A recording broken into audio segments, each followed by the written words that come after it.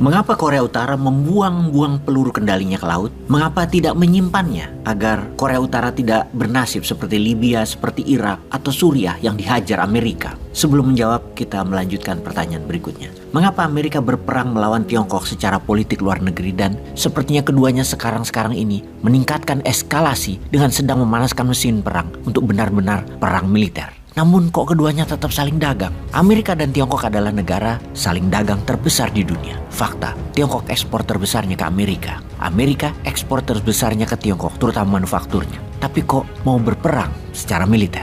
Dalam hal hegemoni atau kekuasaan, nampaknya Tiongkok berambisi untuk menaklukkan Amerika dan membuktikan dirinya Tiongkok adalah pusat dunia, pengendali dunia.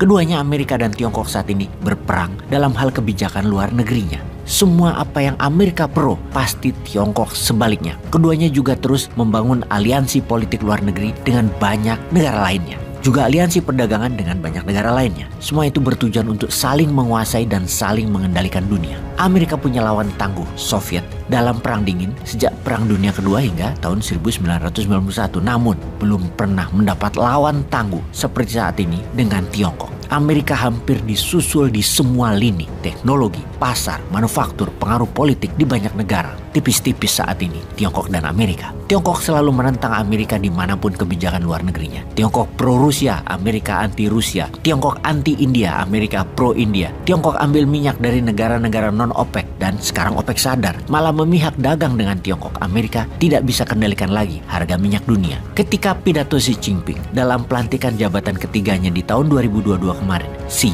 mengatakan akan menjadikan satu China, satu sistem. Ini adalah kode keras buat Tiongkok pasti akan ambil Taiwan. Saat ini, satu China, dua sistem. Dua sistem dikatakan karena mainland Tiongkok sistemnya komunis, Taiwan sistemnya demokrasi. Cita-cita Chiang Kai-shek adalah Taiwan akan menasionalisasikan mainland dan menjadikan Tiongkok daratan negara demokrasi. Di sisi lain, cita-cita Mao Zedong adalah menjadikan Taiwan bersatu kembali. Taiwan dianggap provinsi yang hilang, harus masuk kembali ke komunis. Itulah satu Cina, dua sistem. Amerika pro-demokrasi, karena itu Amerika di belakang Taiwan. Kalau Indonesia pro yang mana ya? Oke, kita lanjut. Kita semua tahu bahwa Amerika adalah negara yang harus berperang karena perang merupakan dua hal utama agar Amerika memegang kendali dunia. Pertama, perang adalah sumber ekonomi karena APBN Amerika 20%-nya adalah keuntungan dari perang. Dan yang kedua adalah efek deterrent. Nah, kita ingin bahas dulu apa itu efek deterrent dengan mengambil contoh negaranya Kim Jong-un. Seperti informasi di awal, kita tahu ada sebuah taktik bernama deterrent atau efek gentar, di mana strategi ini dipakai agar musuh tidak jadi menyerang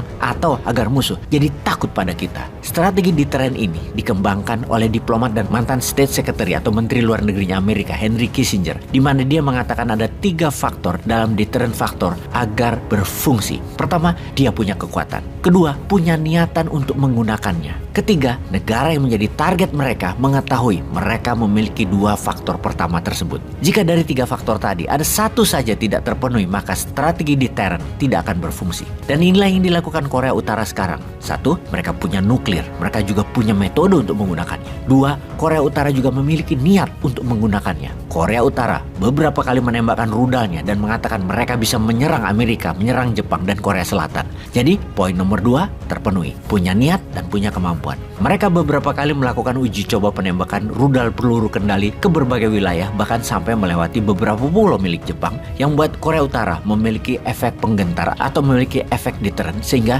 negaranya ditakuti bahkan oleh negara besar di kawasan. Mereka, Korea Utara, disegani oleh Jepang, oleh Korea Selatan, dan oleh Amerika. Mereka tahu, 3 negara itu tahu kemampuannya dari Korea Utara. Sekarang kita ke Wakanda sebentar. Poin pertama, adakah Wakanda memiliki senjata serang jarak jauh berhulu ledak nuklir? Punyakah teknologinya? Punyakah kemampuan memiliki dan memproduksinya? Juga memainkannya? Poin 2, punyakah Wakanda niat untuk menjadi negara yang disegani di kawasan? Ketiga, tahukah negara-negara lain di kawasan akan kemampuan dan niatan Wakanda tersebut? Oh, tidak ada ya ketiganya. Oke, kita tanya lebih lanjut. Karena tidak punya deterrent faktor, posisi tawar kita lemah, ya kita pilih aja pada nempel pada kekuatan asing, kekuatan hegemoni. Pilih nempel pada kekuatan demokrasi atau komunis sebagai mitra.